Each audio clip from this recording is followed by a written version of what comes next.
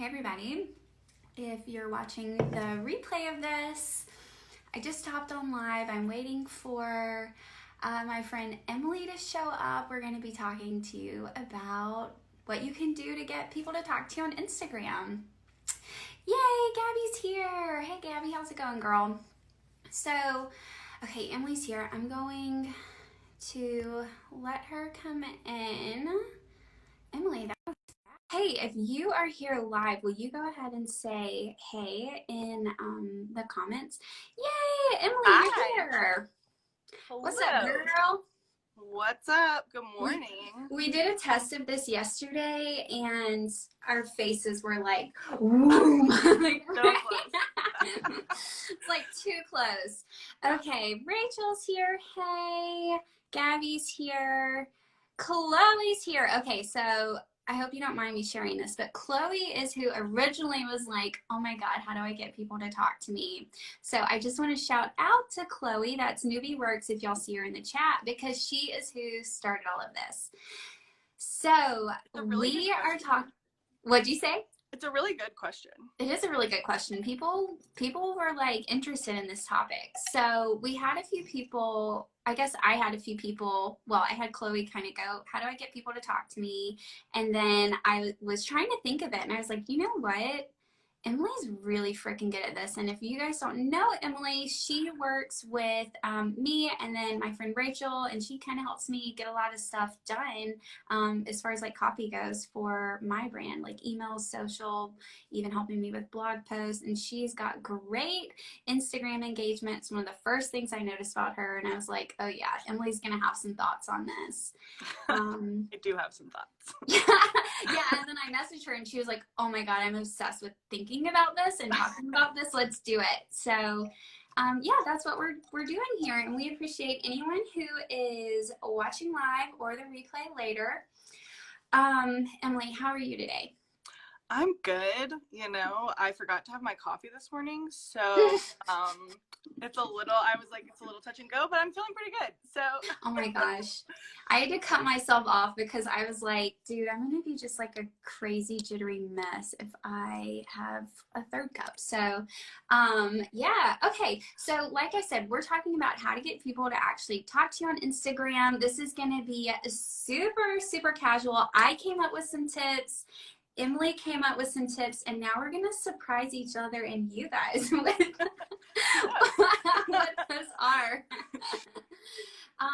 Emily, do you want to introduce yourself really quick? Just kind of like your official little spiel. Sure. So I'm Emily. I live in Nashville, Tennessee, and I'm a copywriter.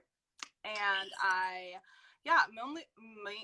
mainly focus on blogs, website copy, and emails. That's kind of my place I love. And then working with service providers and creative entrepreneurs. So. Oh my gosh. Okay. How long have you been in business? Like officially on my own since August of 2019. And before that, wow. I ran the blog and social media for a major bridal magazine in Chicago. So I did that for oh my gosh. years. Yeah. So, wow. Love the wedding industry. That's like a little niche industry that I love to work with. Okay. But yeah. So I've been doing online writing for several years, but on my own, I don't know, since August, however long. Oh my gosh. Okay. That's amazing. Well, you're very good at what you do. I'm one of your clients, so I think you're great. Okay. So do you kind of want to give well, actually, let me back up really quick. So we had people ask, like, how do we get people to talk to us? But I'm just looking at my notes really quick. We also had very specific questions of like how to get people to answer your questions, to join in on your conversation, to engage in the DMs, how to not be awkward in the DMs, and how do we get people to just comment instead of just liking the photos. So we've got a lot of really good specifics. I know for me, yay, Allison's here too. Hey, everybody who just joined. Ooh, let me wave to people. I've never waved to anybody on a live. Cool. Okay, I got to do that now. I know for me, I'm kind of sharing like general philosophies around this because I want to give people things that they can really sink their teeth into and kind of think about critically, because I want you, like, I'm personally not here to give you like, this is the strategy you need to do. I'd rather talk to you about how I show up and then let you think about that and think about how you can apply it to yourself. And I don't know what your tips are like, so I'm really interested. Maybe they're a little bit more, I've got like practical stuff I want to share too. But anyway, do you kind of want to get started on yours? Sure. Okay. Yeah. So I think mine might be a little bit more concrete. So this could be a really good. Oh, We didn't even plan this. Perfect. I think as far as getting people to answer your questions, one, I think it comes from asking good questions. So you can't ask, I see people all the time ask like really big questions. Like, what's your biggest struggle you've faced in your business? I'm probably not going to answer that, honestly, on someone's Instagram post that I don't know really well. Right. That's kind of like a big thing. So I think asking really simple, relatable, like less deep questions can sometimes give you more responses. And then my favorite thing to do, every time someone replies, like if I ask a specific question in my call to action and then someone's just like, I love this, a lot of times I'll follow up and ask them the question I asked again, or be like, oh, what specifically do you love? Or like, what do you love? Oh, that's awesome. What do you love about it? Or like, if I ask you to share something specific, I'll follow up in my reply to that comment with the question again. And sometimes they won't write back, but a lot of times they will. So I think that's like a really good. That is good. And I'm glad you kind of gave some good examples of like what a good question is. So I'm writing notes as we're doing this because I mean, this is magic. But you said simple, relatable, sometimes less deep. Yes. But to also counterbalance that, like not something that everyone is saying, like just, I don't know if, I can't think of like a great example off the top of my head, but like, what are you doing today? I don't know. Like those like too general are not good. Gosh, I'm gonna pull up I want to pull up like your Instagram and my Instagram. I told you all this was like really casual to see like what are the ones that Rachel's over here saying this needs to be a blog post. She's the person who helps me with all my content. Rachel's a genius. You make that happen. Thanks, Rachel. Okay, so like the things that get the most comments on like mine, for instance, there was one recently that got like, I thought it got like, I didn't even pay it. I like record this stuff at every week, but I'm also like the most like casual person about all of this. Okay, so I have this one post that's got 24 comments. Okay, and so what I was doing was I was sharing a resource that was really, really helpful for people. It was something that they could use and it was of value to them. And most of them were like relating to, it was about a collection of photos on Unsplash. Like I've been collecting these and I have thousands and I was just sharing them with people. And a lot of the people were saying thank you, but they were also saying like, I'm obsessed with going through Unsplash. I love looking through the photos. And I was like, oh my God, this is a thing. We need to start a club. So it's kind of giving people that small little thing. It's not really about the business. It's just a connection point. Now you're starting conversations. So kind of thinking about it that way. I don't know if that like really ties into what you're saying, but instead of like thinking about it so literally like, let me ask a question and I want to get an answer, kind of instead of it making it this big thing, kind of like what you were saying, make it a little bit more simple. Don't make it these like big, deep business questions. Not that you can't ask those, but maybe start getting engagement with the more personal, like interest-based things. And then people are used to talking to you. And now when you're talking about business related stuff, they're just used to talking to you, you know? So of course they're going to be talking or responding to this too. Does that make sense? Or okay. Yeah, I think that's brilliant. That like relates a lot to what I would say to people to talk in the DMs too. Is like it's just a conversation. So if you go into like if you're like treating your engagement like it's sales or like it's trying to serve you, like what can I get from these people, I don't think you're ever going to do a very good job. Like I don't think that's ever going to be super successful. But if you are like what you were saying is this is Unsplash is something you love and you're sharing it with this community saying, hey, here's the thing I love that might also help you. And Mm-hmm. they're drawn into that. So I think that's from a place of like, it's something you're actually interested in. So you're not forcing it. You're not like, you know, I see that a lot too. People write about things where I'm like, you didn't want to write about this. You think you were supposed to write it. Yeah. Or like you saw someone else do it. Yeah. Exactly. And then it's like, it's like, no one's buying into this. Okay. Yeah. So I think so that's important. So that actually like leads into one of my points, which I think is good. Let's just kind of maybe we'll just keep going till they're all done. Okay. So my very first point that I wanted to talk about was be excited about what you're talking about and what you're doing. Like if I'm not excited to talk about it, I don't post it. And I think that's really important because people can read your energy about things. Like what you were saying, if you post something because you think you're supposed to or because you saw someone else got. Hey, everybody that just joined, by the way. And thank you to everybody commenting. Let us know if you have questions as we're talking.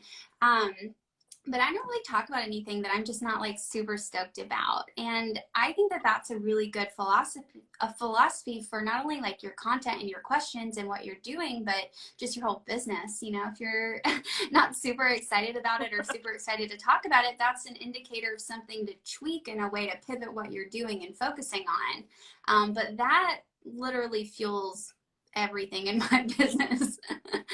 And I think people respond positively to that, because people, they want more, like, I don't know. I respond really well to that. Like all of my teachers in college before I dropped out, my favorite ones were the ones who were just super passionate about their topic. Like I loved my philosophy 101 class because my professor just loved talking about philosophy. And I was like, should I keep taking philosophy classes? Because like, this is fun for me. And it was because my professor loved it so much. And I just think that that really counts online too when you're talking about your business and your services, or you know, anything that you think your audience will be interested in. And that really goes back to paying attention more to like what you like and what you want to do versus studying what other people are doing and noticing what other people are doing. I'm like constantly telling this to people, like put on blinders, just focus in on what you're excited about, and then talking about it will be natural. Okay, Chloe said, I'm always concerned about staying on brand. My personality is different from my brand, you know? Yeah, okay, so I think that's a really important indication or thing to think about. Emily, what are your thoughts on this?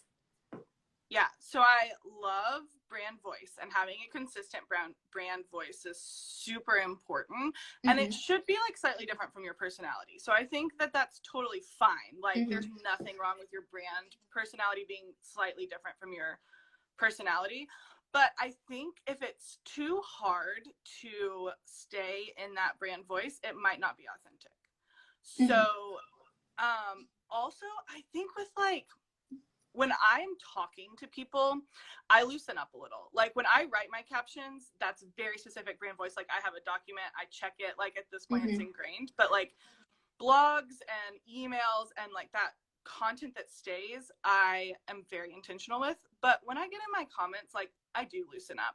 I say things I wouldn't normally, like, I don't know, gotcha. Like I don't write, like personally, I don't write that way in my captions, but like I speak that way, and I do use that in my comments.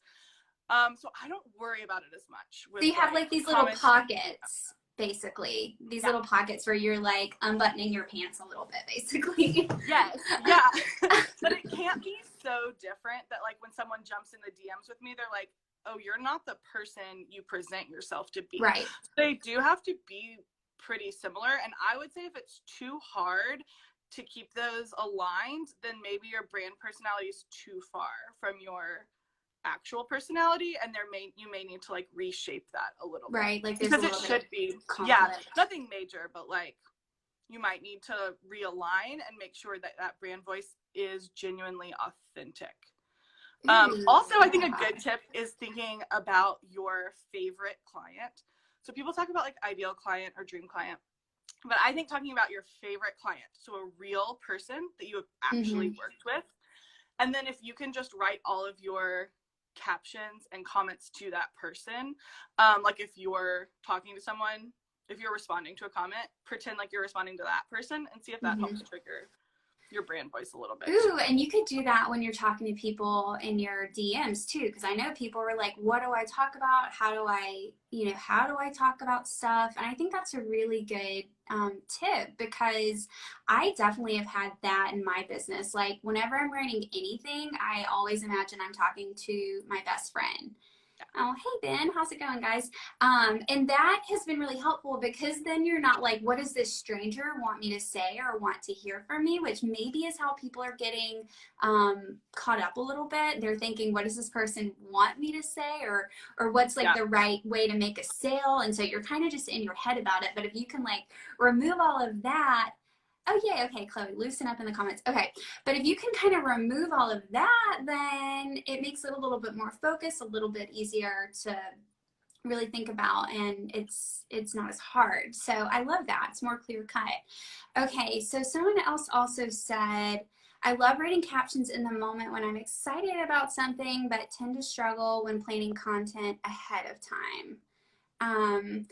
Yeah, I don't know about anybody else, but I always I have a million different places, but I try to like put them into one list. But anytime I have like an idea or thought that I'm really excited about, I try to brain dump everything I can about it into one like Google Doc basically. And I have like hundreds of ideas. It's crazy, but I think that's like something I kind of do. I'll write everything I can about it in the moment, and then when I go to schedule like a week's worth of content or plan out a week's worth of content, I'll look at those notes, and those kind of help me not in the moment formulate the ideas. It's almost kind of like inspiration time, and then like editing and like strategic and like planning time. Like I separate them, but I try not to, they don't necessarily need to happen at the same time, I guess. Yeah, I think that's really smart. Okay. I also cannot so I plan like a month at a time, but I only plan my topics. So it's general. And sometimes I'll write a hook if like a good one strikes me and I'm like, oh, I need to put this story with this topic. I'll do that. But I only plan out the topics. And then I go in on a good week, I go in and do write them out for the week. But honestly, I usually write them twice a week, because I'm the same way. Like I do not feel creatively charged all the time. And when I write captions, like you could go through my Instagram feed and be like, oh, she wrote this because she had to. Like it is very obvious. I think yeah, so I just plan out the topics so that I know like, oh, I'm talking about emails this week and specifically what, but I don't actually write the content. One, until I'm like feeling it, or until it's like the day of. And usually the pressure will help like me feel a little creative too. I'm like, I have to get this out in an hour. Yeah. I try not to do that, but yeah. Happens. It's just an honest thing.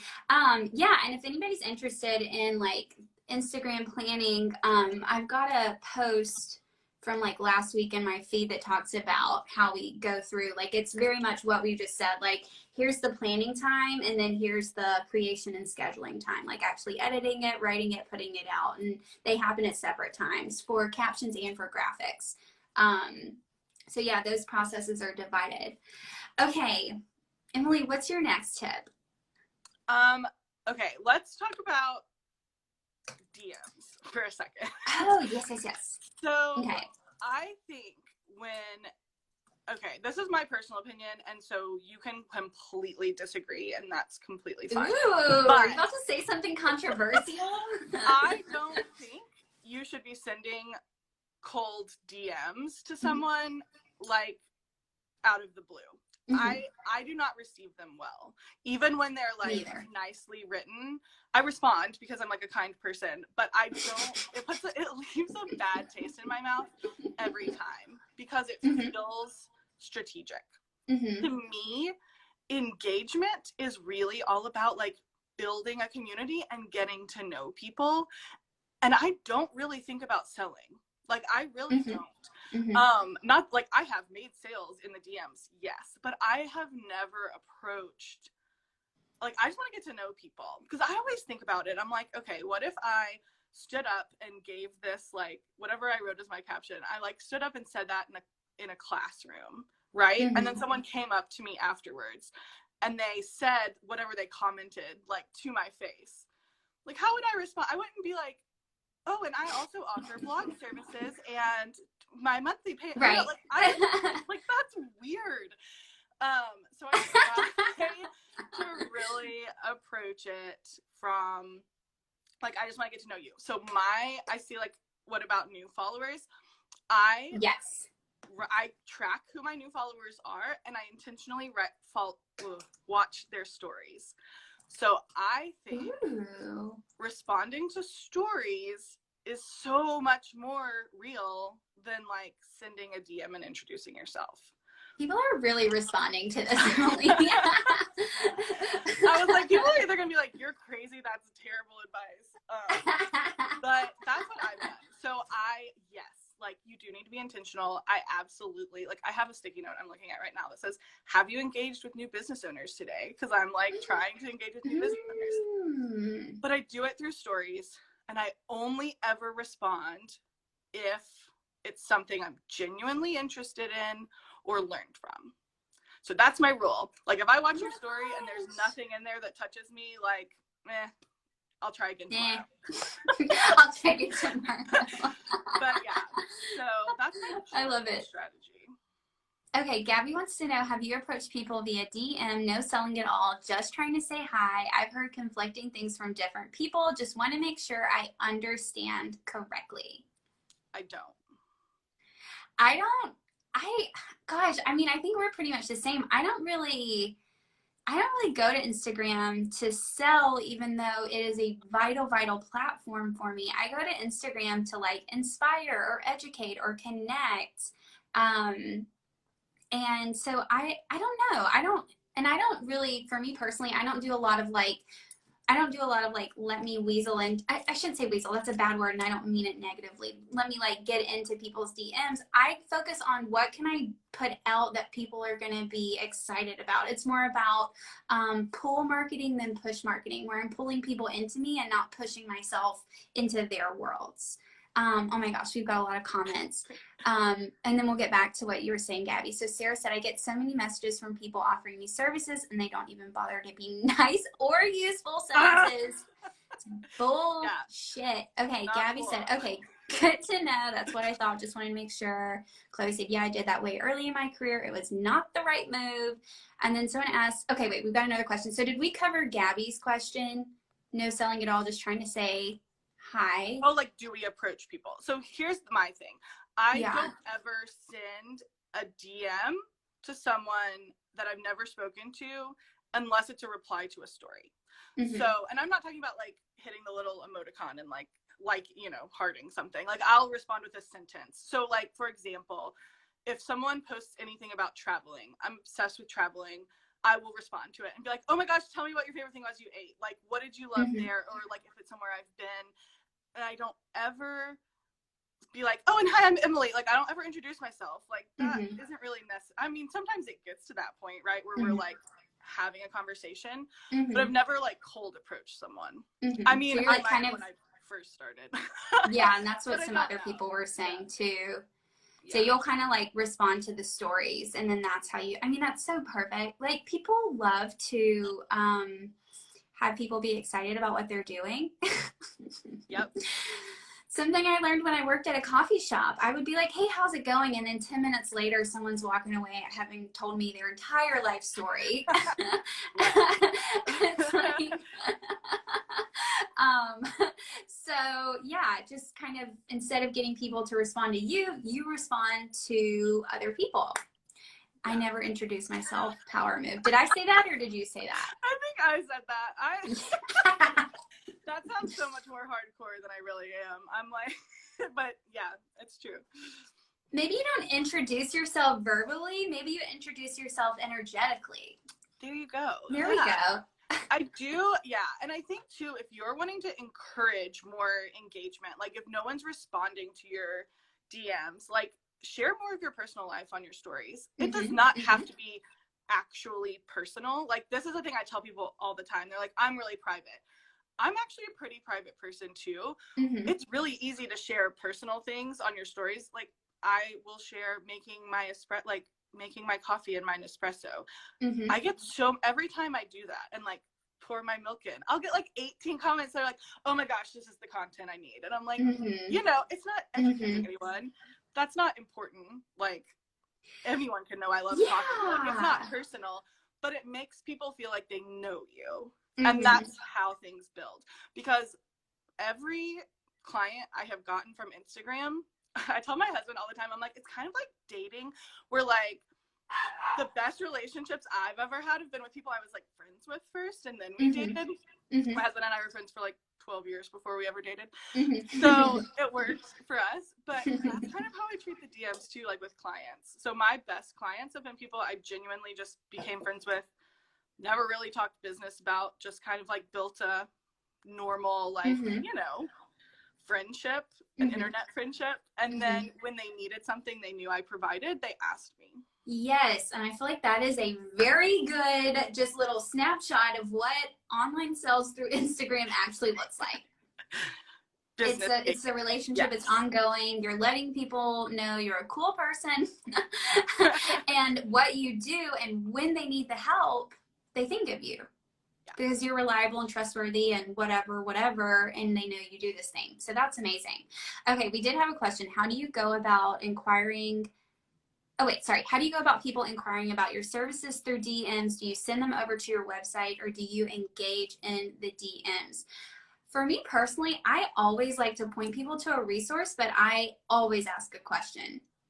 Like if somebody's like, I want to buy Powerhouse Web Designer, my course, send me the link. I don't just send them the link. I always go, you know, I'll like answer their question or whatever, and I will send them the link, but I always say, what are you trying to get right now? What are you like working on? What's your goal? What are you trying to build in your business? How do you want Powerhouse Web Designer to help you? And I feel like that's really important, because that, I feel like it's little stuff like that where people go, oh, she's not just trying to make a buck off of me. She really wants this to help me. And I feel like that makes, when they do buy, I feel like that makes them a more loyal, trusting customer, and they're more likely to engage in the Facebook group and come to the group calls and actually complete the course, because we use, you know, that DM to kind of build up the relationship and the trust. What are your thoughts on that?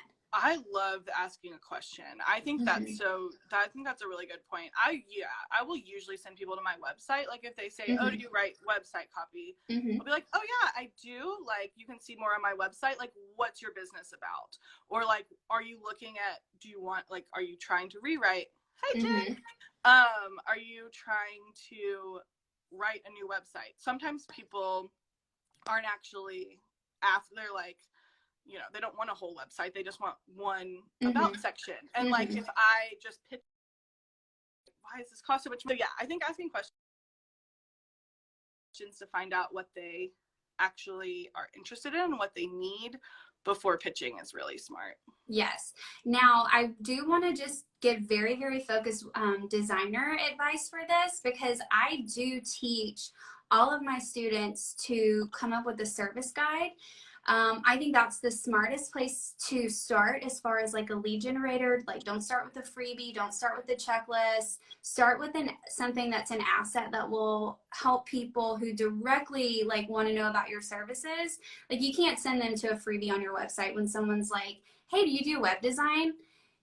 Having a service guide that like has everything together is really smart, so that no matter how you're getting inquiries, whether it's through DMs, email, in person, contact form on your site, whatever, you have this one asset that you can send people to, and you can just always say like, hey, I've got the service guide, go here, download it. It's gonna let you know everything about my services. It's going to give you, you know, starting app prices, and you're going to be able to like book a call, blah, blah, blah. Like, so that's kind of what I do and what I teach people to do is, you know, do engage a little bit, but like send them to a link so that they can actually get into your lead funnel instead of just being like a random person on the internet.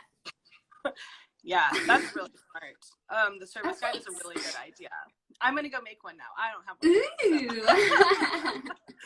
Ooh. Okay, I'm looking through all of these comments. Okay. It's exactly like dating. Business dating. Yes.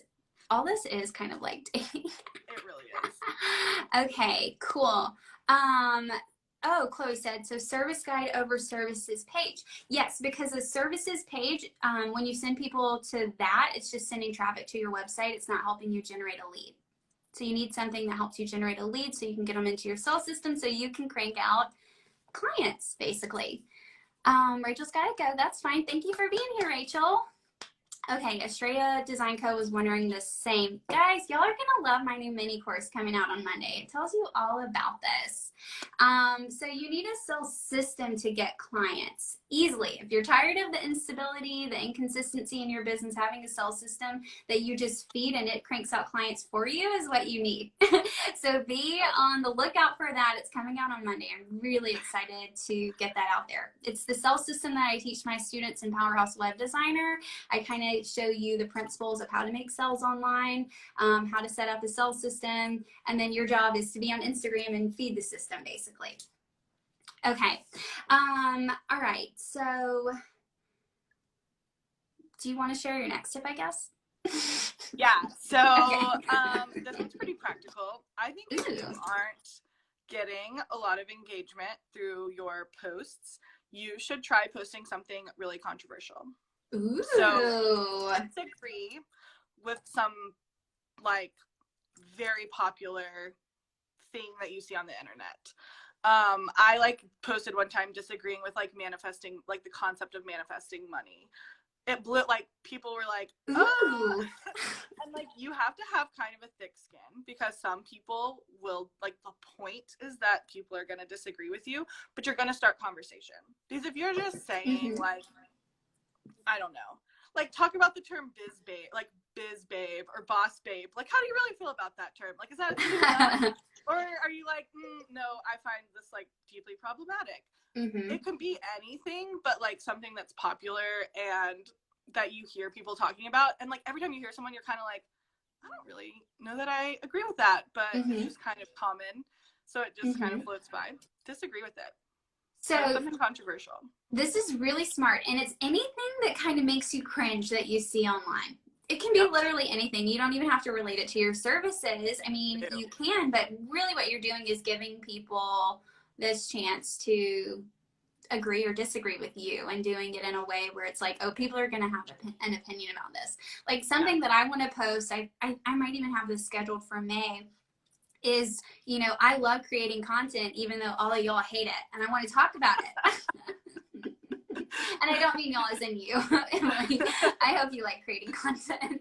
But, you know, just stuff like that. Like, it doesn't have to be these big, huge ideas, but just something that gives you a point of view and like this little island for yourself. Yeah, totally. I love that tip. It works. Yeah. So, you know, it could be like a tool, it could be a philosophy, it could be something you do different about like your process or your services.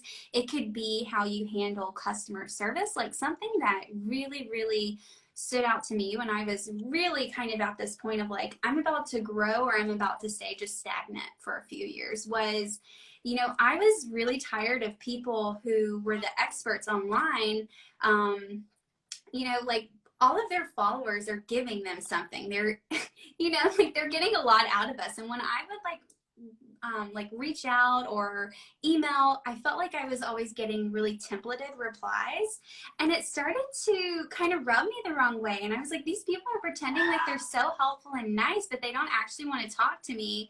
And that gave me this like standing thing to stand on for my own business. Like, this is how I'm going to be different. This is not controversial, but it is going to be a way where I can stand out. And that is kind of how I show up. And I don't know, I like I said, kind of what I'm talking about today is more of like overall philosophies, but it all started with noticing what I didn't like about my industry, and that fuels what I do on Instagram. So you can do it as far as like really pinpointed to a topic or how you just show up in general.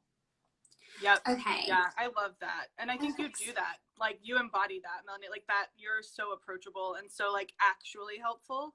And I think that really comes through. Yeah, it does. Oh, thanks. Sarah said, oh boy, I could post something controversial every day, but I don't want to be the person who's always negative and confrontational. I'm glad you made that point, though, because I'm a very, like, positive, optimistic brand, but I can still talk about controversial things, but I Yeah. wouldn't do it all the time. Like, for No. sure. And I think too, like the way you phrase it, like you can say, I mean, I'm from Tennessee, so we say terrible things and then end it with like bless your heart, and no one offense. Like, Right. you know, the way you frame something, like you could present it in a very like kind, but like this is just kind of a thing I've seen, and wow, I don't agree. It doesn't have to be like combative. Right. Yeah. And I wouldn't Right. do it often. I think I've made like 2 of these posts ever. So I love controversial posts. I like love to have my viewpoints challenged. Like, I really do. I never think I know everything. So when someone comes up with like, hey, you know, like, why are we all just like being little like blind sheep following this thing? I'm like, yeah, why are we? You know, like, I love controversial posts. It's like something to get excited about. It's not something to just scroll past. So yeah, that's awesome. Okay, so I know you've listed 3 tips. Did you have any more that you wanted to share? just voice memos. So Perfect. like in the DMs, if you find it hard to be natural, just send a voice memo. Also, if you say anything over like maybe 3 lines of text, like please just send me that in a voice memo. But I'm just kidding. But yeah, I think that's a much easier, like I coach people all the time when they're having trouble sounding like themselves in their captions to just like record it and then just write what they recorded. Because people like writers like me always say, write the way you talk. That's actually hard to do. Like, it's a skill that like you take for granted when you have, but it's actually kind of challenging. Right. So voice memos is my first place to start. Yeah. I And love so that. just sending those in the DMs, like when someone can hear your voice, Mm-hmm. they're automatically going to be like more connected to you. And then that way, if you say something, people always are like, I just sound so awkward. I'm like, yeah, we all do. Like, I'm an awkward person. I say weird things all the time, and that's just part of who I am. And so I think in voice memos, when someone can hear me and like I can kind of like giggle about something or be like, oh, that's not, I don't know. It's a lot easier for me to be like natural and feel confident about it. Yeah, I love that. So that actually, so I have like 3 major tips that I wanted to share, but I had a bunch of like sub tips basically. But one of them was going to be video, and I feel like voice and video could almost kind of, I mean, like what you're saying for like getting the caption out and communicating through stories is good for voice, but video, I'm telling you, I started doing video 2 years ago, and I don't think my business right now would be anywhere close to what it is if I hadn't started doing that. And it was very, very uncomfortable, and it's still kind of uncomfortable. Like, my armpits got sweaty before this live, you know, but it's very, very powerful because people get to see you and they get like an actual thing to respond to. So I think video is really, really important. And I think voice does the same thing, where people are getting like you a little bit more than there's less of a filter between like you and that person, because you're actually using your voice and your face or whatever. Yeah. And I think too, Melanie, like video forces you to be more authentic too. It's really easy to hide behind words you don't really mean when you're just like writing on a computer, but when it's your face saying them, that really forces you to be more authentic as a business owner too. Yeah. Yeah. Which kind of goes back to what my first tip was, which was be excited about what you're talking about and be excited about what you're doing, because it'll be easier to talk about it on video or, you know, in a caption or writing, you know, that DM. Okay. I love that. So did you have any other things? I don't think so. I wrote some stuff down. Oh, just like replying to comments. Always reply to comments. Like if someone takes the time to comment on something you wrote, like reply to it and reply meaningfully. I think that's how I've really built a lot of my engagement, is like even when someone's like love it, I reply with like, oh my gosh, I'm so glad this was helpful for you, and then sometimes a follow-up question, but something like meaningful. And I think that's where like picturing talking to someone is, right? Like if someone's talking to me and they're like, I love what you just told me, I wouldn't be like, thanks, and walk Yeah, away. or just Like, be like, or just be like a high five and walk away. Yeah. You know, like exactly. which, Like high five, which is like the walk equivalent away. of like a heart. I think, like liking a comment. Yes. Yeah, And so, yeah, I you're think that's so right. Because, and I'm sorry, I'm sorry, I kept interrupting you. But that's kind of like what I was going back to earlier, like with people not responding. Like someone took the time to say something to you, even if it took them 3 seconds and it sounded like they didn't really think about it, you know? Like, yeah, and they still took the time. And then I think too, when people just like comment like something random, you know, like love this. I mean, sometimes that's all you have to say. Like that's totally fine. Someone said they're guilty of replying with hearts and high fives. We've all done it. We've all done it. Now that I think of hearts as high fives, I wouldn't mind just a high five. Yay, Cole's here. That's so funny. But I think too that like hearts and high fives comments come from like feeling like we're supposed, like, oh, I need to check off commenting on 10 posts today, and like these are my 10 posts, so I'm gonna write something. Right. And so I think when you only that feels gross. It does. Yeah. It does. And like if you're if you can't get away from it, like just like it and move on. Like that's fine. But I think I try to only actually comment on things that I am genuinely interested in. Like when I actually have a response to the question, or when I learn something that I have never heard of before. Or when like I love someone's energy. It doesn't have to be groundbreaking, but it's like, oh my gosh, like this brightened my day. And it's how you're showing up. Yeah, it all goes back to your first point. Like when you love what you do and when you're actually excited about it and when you're authentic and like only engaging with people because you're genuinely interested in what they're doing, I think it becomes a lot easier. Absolutely. Okay, so let's see. I tend to reply with emojis when people comment with emojis too. I think that's great. Yeah. I think that's great. Okay, so my first point was to be excited about what you're talking about and what you're doing. This means you're tapping into yourself, you're understanding what your interests are, you're kind of putting blinders on to doing things just because other people are doing it, or doing things just because you see other people doing it. Really tap into like kind of what gets you excited, whether it's related to your business or not. And then noticing even when you get excited about stuff on Instagram, like when do you respond to people? When do you save a post? When do you share a post to your story? You can think about that stuff critically and go, oh, this is an indicator of something that would be easy for me to replicate. You don't want to copy someone outright, but you take that as like information. This is exciting for me, and now I'm going to put my own spin to this idea or this type of thing. So that's why I'm saying I don't really want to give you like specific, like this is how to get people to talk to you. It's like, I feel like if you do things that are exciting to you online, that's gold right there. Yeah. Okay. Sarah wants to know, what do you even say to a heart emoji? Other than a heart emoji. My heart emoji sees your heart emoji. Okay, so that was my... Oh, thanks, Siri.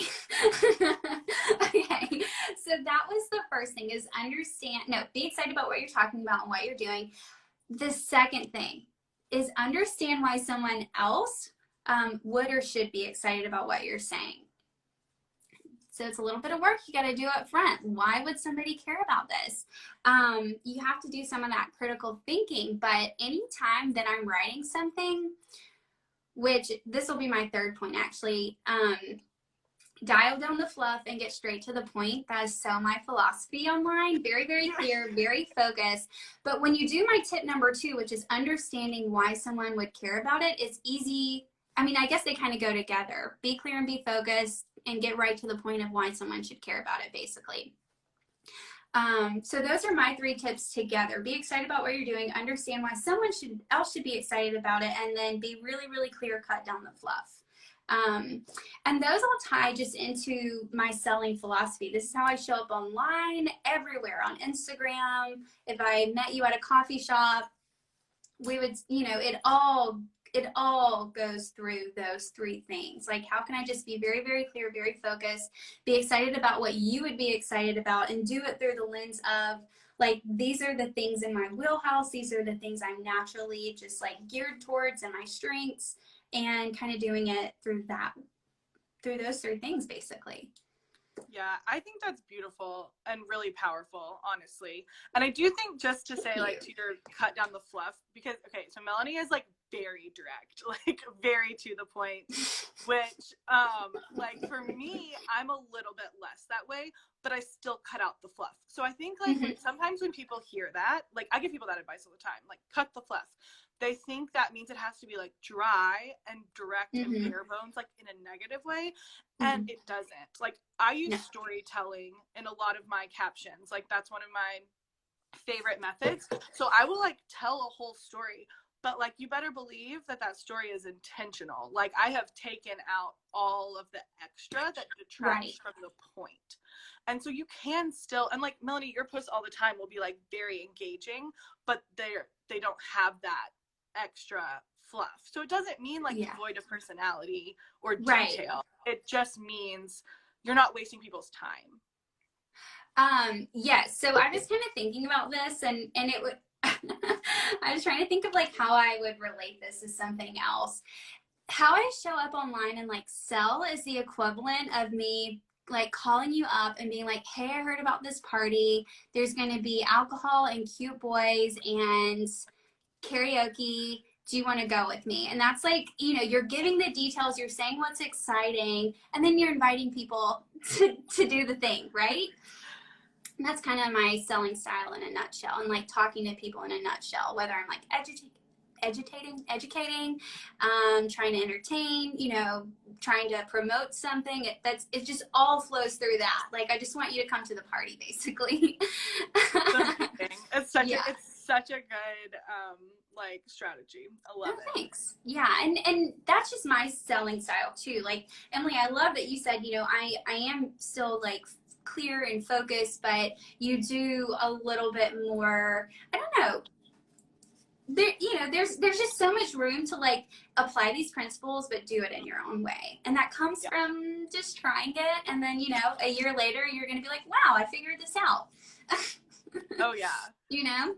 Yes. Yeah. And I think just like not forcing anything, like taking, you know, I feel like whenever I hear good, like when I hear something, I'm like, oh, that's amazing, I will just like take it and try Sorry, Sarah said a really sweet comment. Thank you, Sarah. You are charming as hell. I agree with that. We're gonna make you blush. That's our whole goal. But yeah, I think like making it apply to you. So like broad principles and even like specific strategies can like run the gamut and can look very, very different. And like all of your interactions on Instagram should feel authentic and should feel good. Like, if you wouldn't do it, if you wouldn't stand up and say what you're about to say in front of 1,000 people, don't write it. Like, I always imagine myself like with a microphone standing on a stage, like saying it to 1,000 strangers, because that's essentially what you're doing. Yeah. And if you wouldn't do it in real life, like, don't write it on the internet. Oh my gosh. Yeah, that's probably like the standout advice from all of this is, what would you say in real life? Yeah. Do it on your stories. Do it in, yeah, that's why it's always so helpful for me to, hey, Megan just joined us. That's why it's so helpful for me to imagine the one person, like what you said earlier, is who's like your favorite client that you've ever had. Talk to them, basically. Okay, sorry, Chloe said, I may have put this in the wrong place, going back to connecting through stories. What if your new followers don't use stories?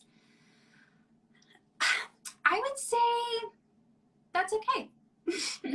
like you don't come to me. Yeah. I'll let them find me through my stories. Yeah. I would say, like, kind of, if you can, release some of the, it feels like you've got a lot of pressure around, like, I need to make every single person count. And, you know, it's kind of almost like this, I don't know the right word for it, but just like every little detail, I don't know, just let some of it go. You know, the people who are on stories. That's my opinion on it. What do you think, Emily?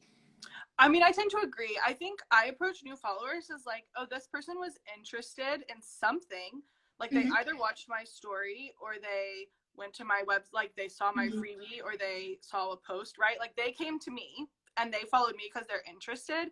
And like, I do think that trying to engage with newer people is good, but like, I don't put a lot of pressure on it. Right, like if they don't, I try to make sure I always have engaging stories to give other people an outlet to engage with me. So like, especially if you're new, like if you're a new business owner, it can be really uncomfortable and you have no idea what to say, like so being able to respond to personal things is a lot easier than like trying to have this business chat. So yeah, I'll let them come to me, I guess. Yeah, and like we mentioned earlier, I think Emily and I are both more of like the pull marketing, like let's just do things that are exciting so people will talk to us versus like we need to get into people's spaces. I want to be invited in, not me just like opening up the door and be like, I'm sitting on your couch.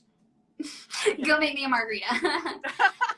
She of the power moves. Chloe, you're so funny. You're making me laugh so hard. What'd you say? She's making me laugh so hard. Yeah.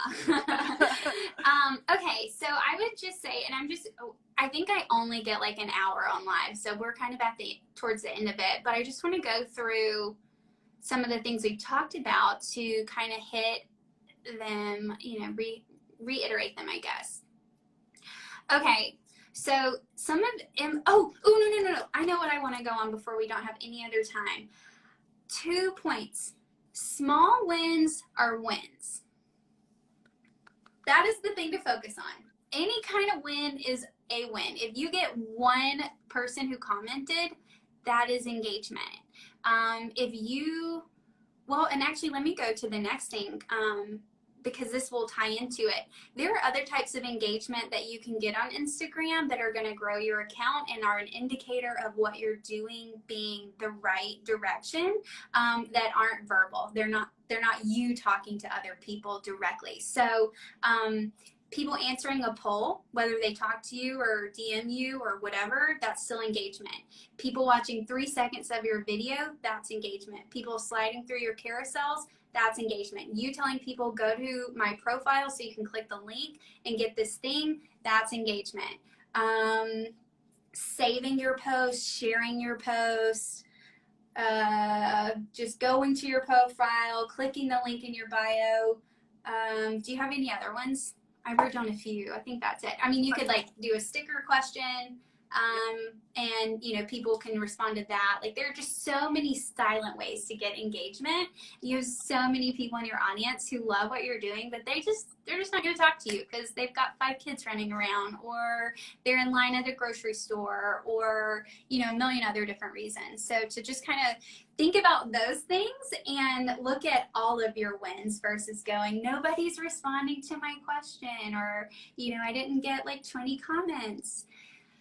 Yes. Even and can I yes. add to that? I think this happens because we hear people say all the time in their stories, they'll be like, oh my gosh, I got so many questions about this one topic, so I'm going to do a mini training on it. Okay, here's the thing. When I used to think that meant that people were getting like 40 or 50 questions about this one thing, and I'd be like, I only got 5. Like, oh man. And then I was talking to my coach one day and she was like, yeah, people say that when they got 1 question. Like someone will ask a question and then you say like, oh, people are asking about this. And I think in our brains, we think like, oh, they must have 50 people sliding into their DMs. And it's like, yeah, maybe 3 people asked about it. So I think that comes to, I think you were talking about like staying in your lane and just like focusing on your stuff. And yeah, if one person takes the time to like respond to you or engage with you in any way, like that person matters. And so I think a lot of people make the mistake of like, I'm not going to bother showing up until I have 1,000 followers or whatever. Like, you're never going to get there. Y'all, it's like freaky going live for 2,000 people.